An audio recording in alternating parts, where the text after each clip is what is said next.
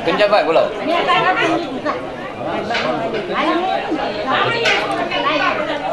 Mau lihat dulu fitur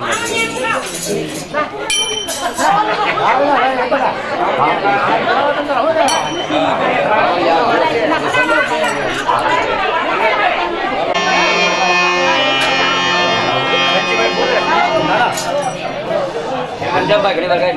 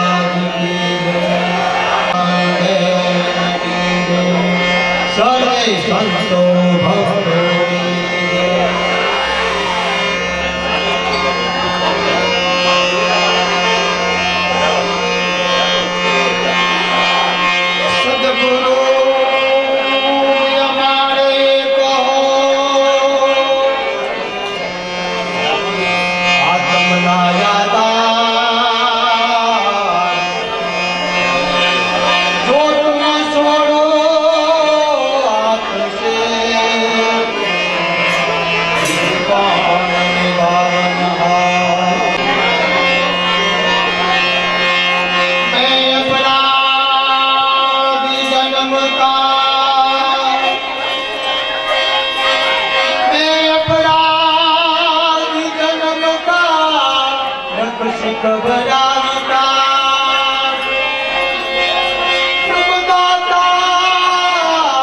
दुख भरवा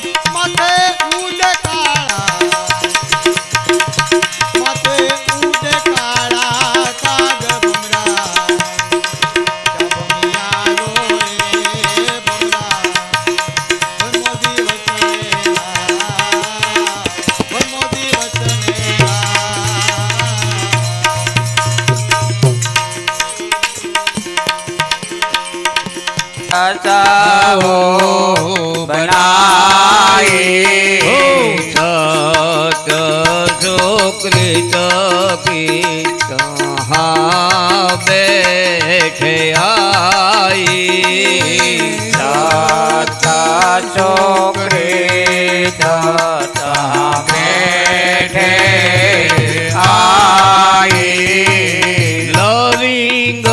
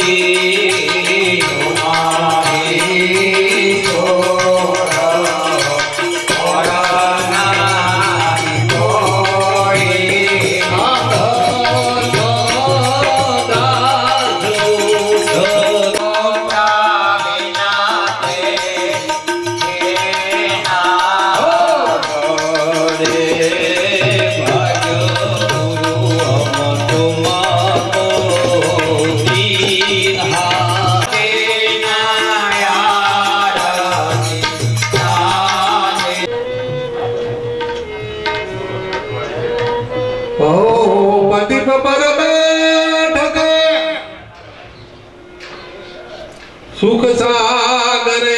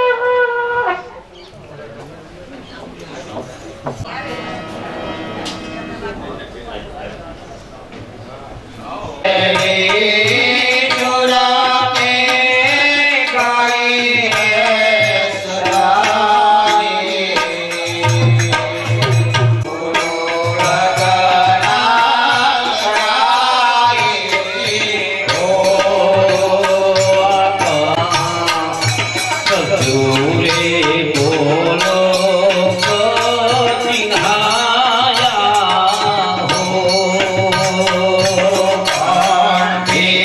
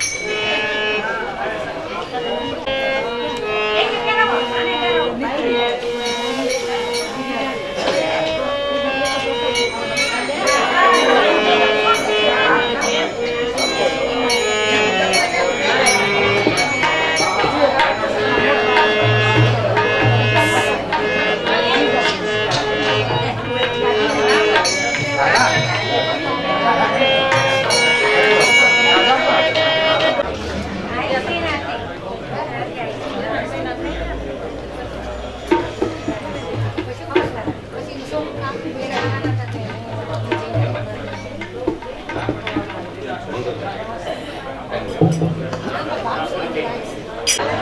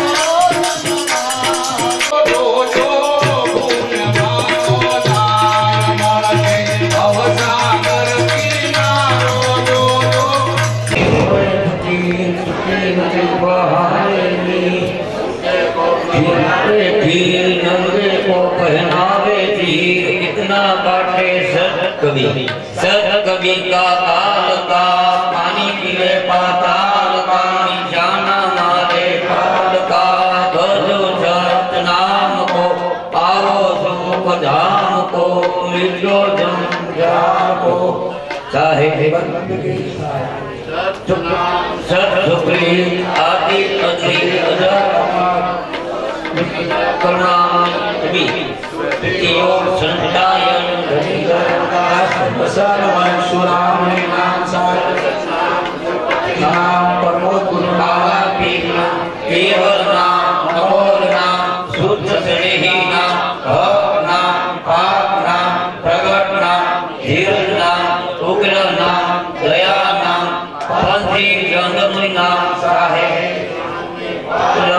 बंदगी साहे पथिक वासनी नाम साहे के चरणों में पाए लागू बंदगी साहे उदित नाम साहे के चरणों में पाए लागू बंदगी साहे भालू प्रताप साहे के चरणों में पाए लागू बंदगी साहे के चरणों में पाए लागू बंदगी साहे माता साहेब के चरणों में पाए लागू बंदगी साहे साहेब के चरणों में पाए लागू बंदगी साहे वृंदा साहेब के चरणों में पाए लागू बंदगी साहे संतो मंतो के चरणों में पाए लागू बंदगी साहे ग्यारह को पाए लागू बंदगी साहे सबको पाए लागू बंदगी साहे साहे बंदगी साहे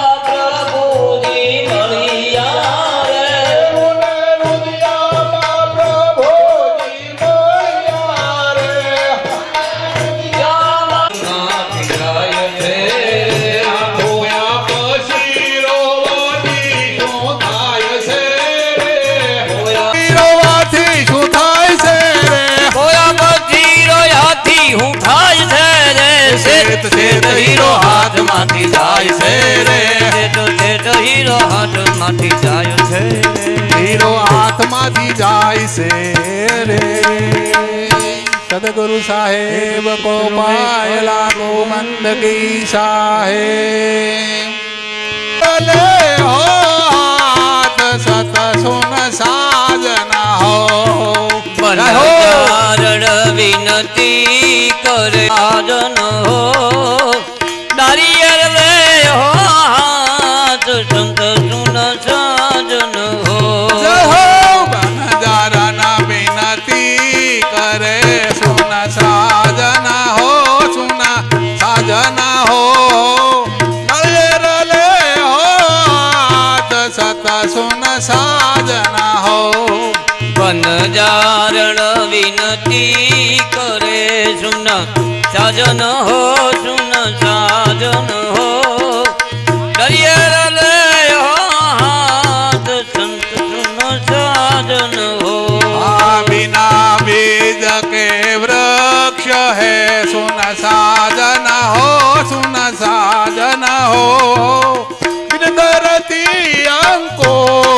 सत सुन साजन हो।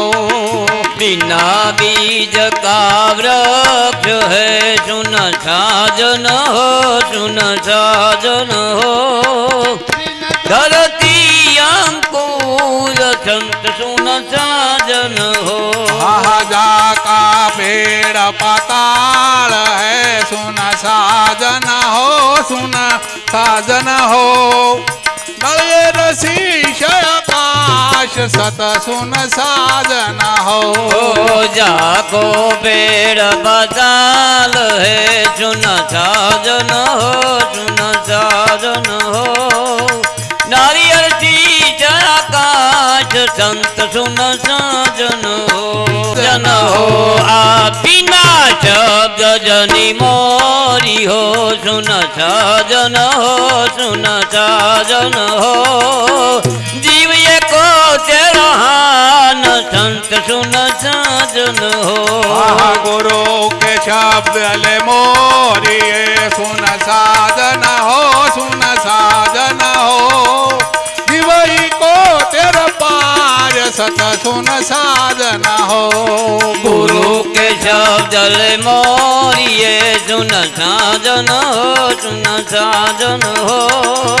शिव ये को तेरा पार संत सुन साजन हो। जय हो गुरु के शब्द ले मोरिए सुन साजन हो, सुन साजन हो। जीवई को तेरा पार सत सुन साजन हो। गुरु के शब्द ले मोरिए सुन साजन हो, सुन साजन हो। जीव ये को तेरा पार संत सुन साजन हो। जय हो डंडिया 5-25 है सुन साजन हो, सुन साजन हो।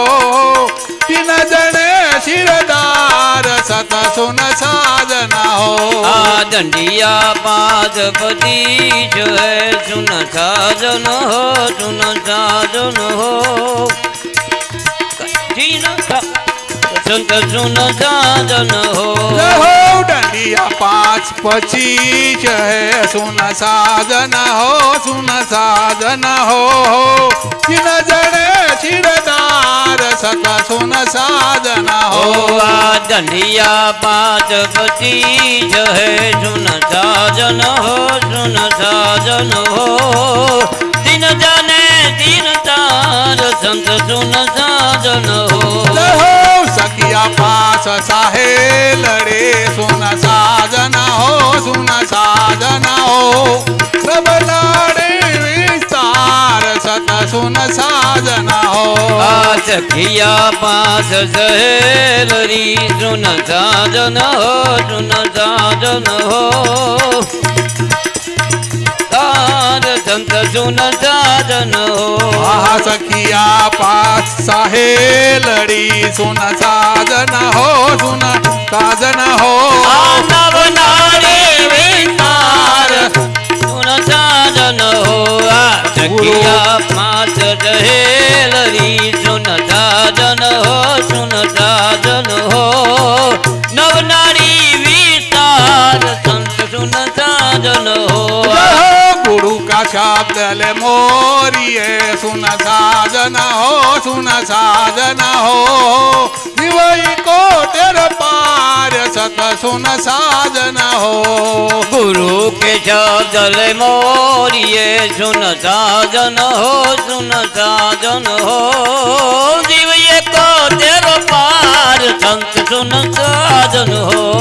सखिया 5 साहेलड़ी सुन साजन हो, सुन साजन हो। रवलाड़े विस्तार सत सुन साजन हो। 5-25 सुन साजन हो, सुन साजन हो। 3 जने सिरदार संत सुन साजन हो। जय हो कहे कबीर बदेल जो सुन साजन हो, सुन साजन हो। रानी इंद्र मते सिरदार सत सुन साजन हो। कहे कबीर बजेल सो सुन साजन हो सुन साजन हो रानी इंद्रम के दिलदार संग पाय लागो बंदगी साहेब साहेब बंदगी साहेब।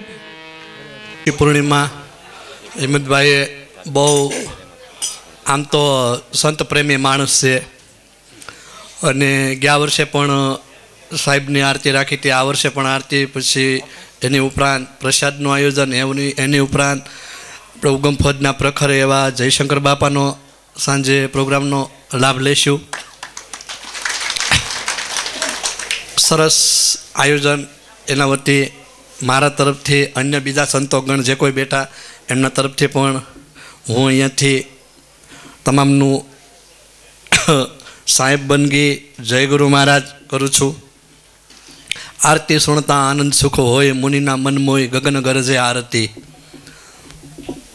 આ સાહેબ ધારામાં ઘણા સમયથી આ પરંપરા હાલી આવે ધર્મદાસ સાહેબથી.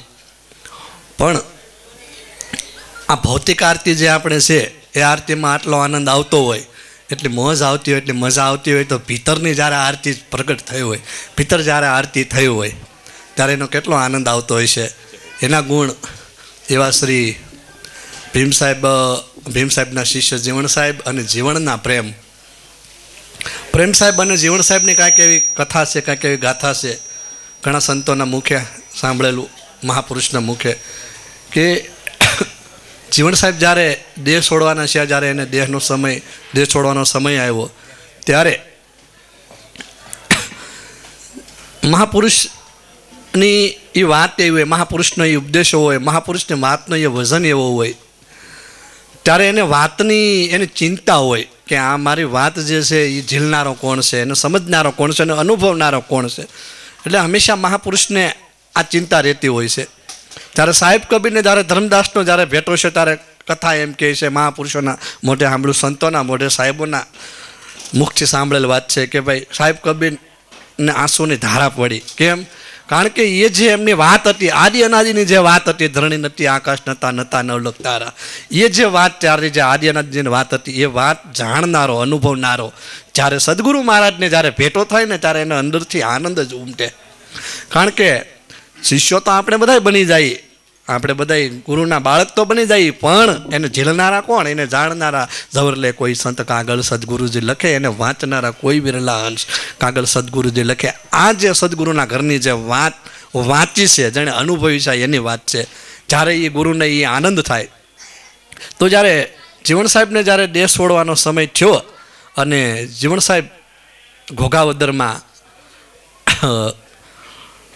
ગયા, હરિજનવાસમાં ગયા અને 2-5 એના ભક્તો હતા, એમને કીધું કે મારે દેહ છોડવાનો સમય થયો છે, તો તમે આજે મારો વાત છે, મારો અનુભવ છે, એ કોક એ કંઈક કે ઝીલો એમ. પણ નિયમ એવો છે કાંઈક આ સંસારનો કે જે જ્ઞાતિમાં જેણે જે સંતે જન્મ લીધો હોય એમાં એને સમજી ન શકે, એ જ્ઞાતિ એને સમજી ન શકે. કુટુંબ ન સમજી શકે એ તો સમજાય છે, પણ જ્ઞાતિ પણ ન સમજી શકે. એટલે જીવણ સાહેબને કામણગારો કહેવામાં આવ્યો કે તું તો કામણગારો છો ને ખોટો છો ને, એમ અમારે તારી વાત લઈને શું કરવું. જીવણ સાહેબને ભીતરથી એમ હતું કે મારે આજે દેહ છોડવો છે. અને હવે આ વાત કોણ લો ને, પણ પ્રેમવંત સાહેબ કોટડા સાંગાણીથી એમના સંપર્કમાં અવારનવાર સત્સંગમાં આવતા, એટલે પ્રેમ સાહેબે એમ કીધું કે બાપા, કે તમારી જે વાત છે એ કે હું તમ તાર જેલું, પણ તમને જેમ આ વાતની ચિંતા છે, તમને જેમ આ અનુભવની ચિંતા છે, એમ ચિંતા મારે પણ થશે ભવિષ્યમાં. તકે કેમ? તો કે બાપા મારે શેર માટેની ખોટ છે. સદગુરુના ઘરની વાત એવી કે સદગુરુ એમ કહે છે, જીવણ સાહેબ એમ કે તારે શેર માટેની ખોટ છે, તો જાય કે હું તને એ કે વચન આપું છું કે તારા ઘરે દીકરો થાય છે. પણ કે એમ નહીં બાપા, એ કે કેમ? કે દીકરો આપો એ પ્રશ્ન નથી, પણ મારા આંગણે કોરડા સાંગાણીમાં તમારું પ્રાગટ્ય થવું જોઈએ, તમે એ વચન આપો. સદગુરુના ઘરની વાત જે આદ્યનાદિથી હાલી આવે એ વાતને દેવા માટે મહાપુરુષ અવતાર પણ ધારણ કરીને વચન આપ્યું, જા તારા ઘરે હું જન્મ ધારણ કરીશ. અને વચનના વિશ્રામ થયા. મહાપુરુષ તમે જોવો તો ખરા એને વાતનું એને કેટલું એને એ અનુભવ જે કર્યો છે, એ અનુભવ માટે મહાપુરુષ પોતાના શિષ્યના ઘરે પણ જન્મ ધારણ કરી શકતા હોય તો એ વાતનો વજન કેટલો હશે. ભરતભાઈ જ્યારે ત્યાગ કરીને વૈરાગ ઉપર વ્યા ગયા ને, 92 લાખ માળો છોડીને ગયો, કોઈ પાગલ નહોતો. પિંગળાના પ્રેમમાં ભરપૂર પાગલ હતા, પણ જ્યારે વાત છોડીને ગયા, કથા એમ કહે છે કે એક બાજુ ભરતરીની બાજુ આમ ત્રાજવું થોડું, એક બાજુ 92 લાખ માળવો હતો ને એક બાજુ સદગુરુના ઘરની વાત હતી. સદગુરુના ઘરની વાત છે ને એ જાવી જ પડે ઉપર. 92 લાખ ને ફીકો લાગ્યો, એ કે ગાંડા થોડા હતા 92 લાખ છોડીને વી ગયા હતા.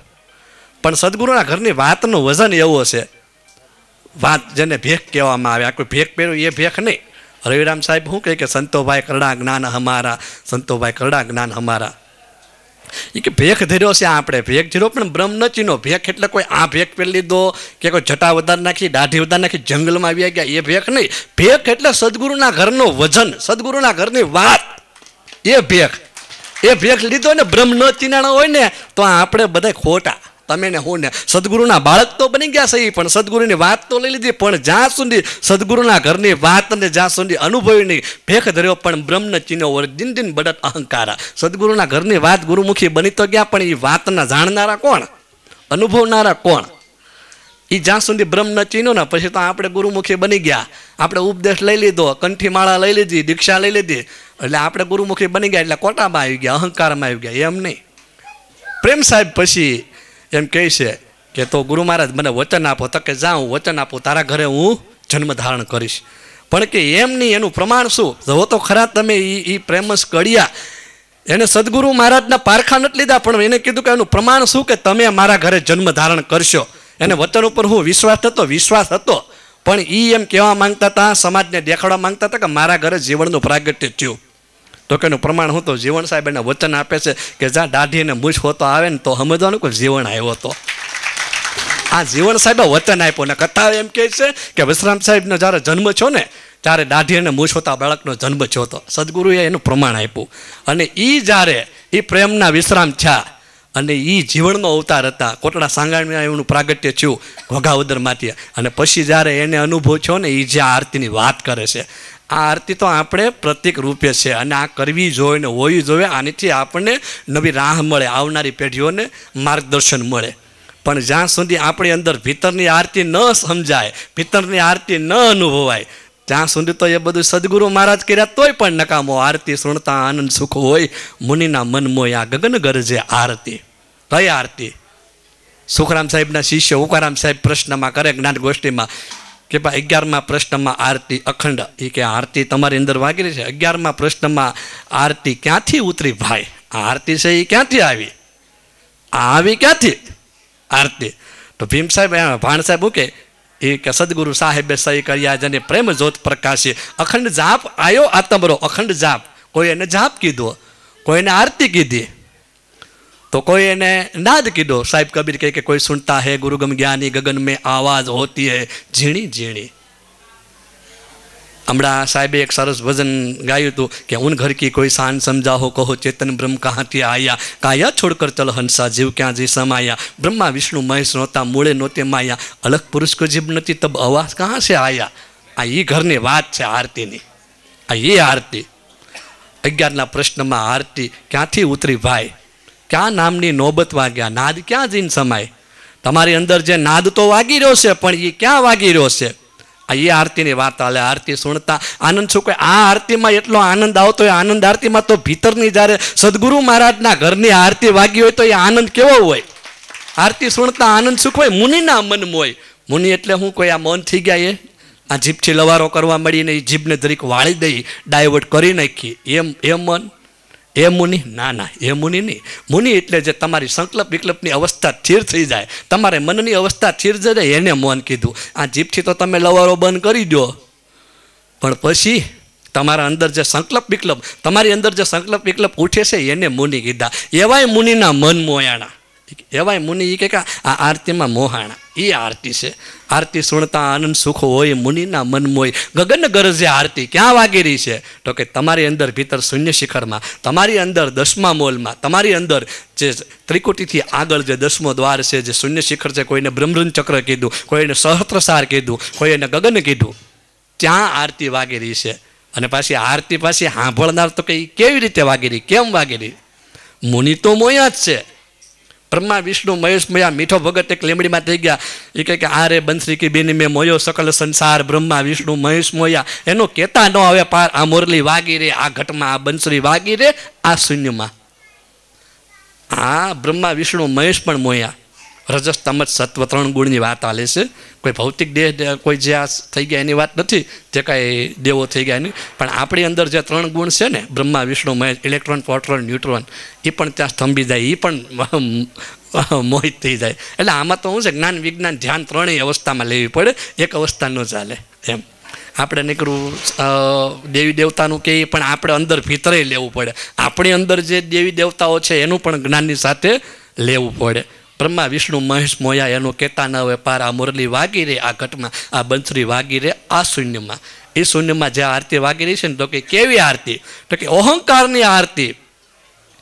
કે અહંકારની આરતીમાં એ રણુકારનો રાગ સુગરા હોય છે સાંભળે એનો નહીં, આમાં નહીં નુગરાનો લાગ. અહંકારની આરતી બરોબર છે, સારી વાત છે. અહંકાર એટલે શું?